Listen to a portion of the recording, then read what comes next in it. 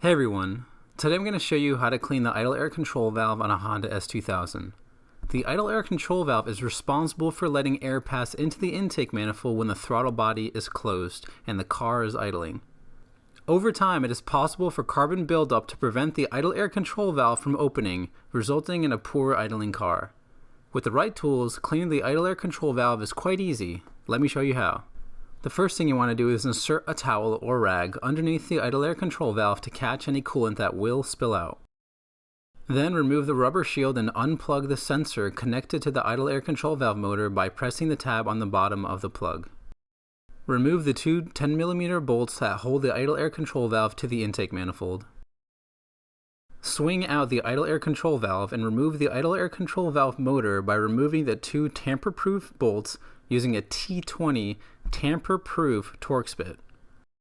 Note that this is not your normal Torx bit. You're going to need a special set, and I'll link that down below. When splitting the motor, be careful not to lose the two small metal pieces that sit between the valve and the motor.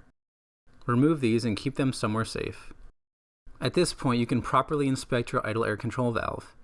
Spin the rotary valve with your fingers to see if your idle air control valve is stuck. This is what a clean idle air control valve looks like.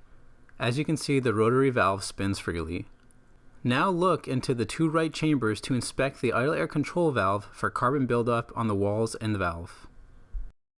If you decide to clean the idle air control valve, put on a set of safety glasses and then carefully spray carb cleaner inside the two right chambers of the idle air control valve to remove carbon buildup.